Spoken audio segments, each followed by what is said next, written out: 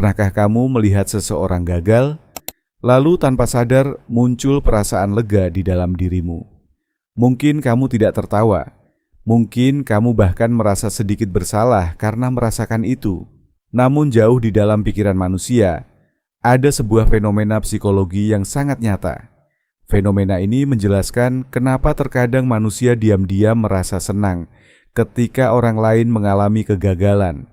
Psikologi menyebut perasaan ini dengan istilah Schadenfreude, dan yang mengejutkan, hampir semua manusia pernah merasakannya. 1. Fenomena Schadenfreude. Schadenfreude adalah istilah dari bahasa Jerman yang berarti kesenangan atas kesulitan orang lain. Walaupun terdengar kejam, sebenarnya perasaan ini adalah reaksi psikologis alami dalam otak manusia. Ketika seseorang yang kita anggap lebih unggul tiba-tiba gagal, otak kita sering merespon dengan rasa lega, seolah-olah keseimbangan sosial kembali normal. Karena dalam kehidupan sosial, manusia selalu melakukan sesuatu yang disebut perbandingan sosial. 2. Manusia selalu membandingkan diri. Tanpa kita sadari, otak manusia terus membandingkan siapa yang lebih sukses, siapa yang lebih kaya, siapa yang lebih pintar, siapa yang lebih dihargai. Perbandingan ini disebut dalam psikologi sebagai social comparison theory. Ketika kita melihat seseorang yang lebih sukses, otak bisa merasakan tekanan. Namun ketika orang tersebut gagal, tekanan itu hilang. Dan itulah yang membuat sebagian orang merasakan kepuasan psikologis kecil. 3. Kegagalan orang lain bisa meningkatkan harga diri. Hal yang jarang disadari adalah bahwa kegagalan orang lain terkadang membuat seseorang merasa lebih baik tentang dirinya sendiri. Bukan karena dia jahat, namun karena otak manusia selalu mencari cara untuk melindungi harga diri.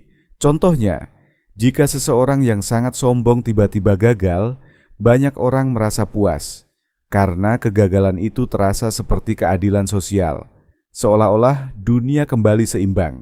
4. Otak kita bahkan memberi hadiah. Penelitian dalam ilmu saraf menunjukkan sesuatu yang menarik. Ketika seseorang melihat orang yang tidak disukai mengalami kegagalan, area reward di otak bisa aktif. Area ini adalah bagian otak yang sama yang aktif ketika kita mendapatkan hadiah atau sesuatu yang menyenangkan. Artinya secara biologis, otak manusia memang bisa merespon kegagalan orang lain sebagai sesuatu yang memuaskan. Namun ini tidak selalu terjadi. Biasanya hanya muncul ketika ada rasa iri, kompetisi, atau ketidaksukaan sebelumnya. 5. Tidak semua orang merasakan hal ini.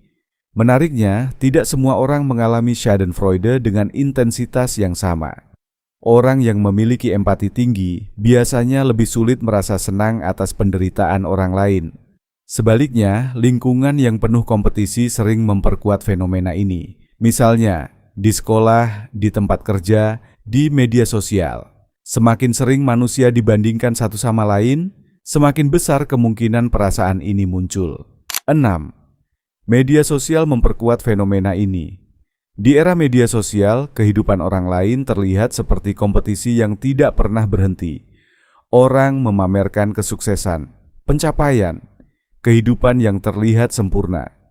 Tanpa sadar, hal ini membuat banyak orang merasa lebih kecil dibanding orang lain. Dan ketika seseorang yang terlihat sempurna itu melakukan kesalahan atau gagal, banyak orang merasakan sesuatu yang sulit dijelaskan, bukan kebencian, namun semacam kelegaan diam-diam. 7. Ketika kegagalan orang lain terasa seperti keadilan. Ada situasi tertentu di mana kegagalan seseorang terasa seperti keadilan yang akhirnya terjadi. Misalnya ketika seseorang dikenal sombong, suka merendahkan orang lain, atau selalu memamerkan kesuksesannya. Ketika orang seperti itu gagal, banyak orang tidak merasa kasihan. Sebaliknya, muncul perasaan bahwa dunia akhirnya kembali adil. Psikologi menyebut ini sebagai just world bias, kecenderungan manusia untuk percaya bahwa orang akan mendapatkan apa yang pantas mereka terima. Sehingga ketika seseorang yang dianggap tidak pantas mengalami kegagalan, banyak orang merasakan kepuasan moral. 8. Perasaan iri yang tidak disadari. Seringkali sumber sebenarnya dari Schadenfreude adalah rasa iri yang tidak disadari. Iri tidak selalu terlihat jelas. Kadang ia tersembunyi di balik pikiran seperti, kenapa dia bisa berhasil secepat itu?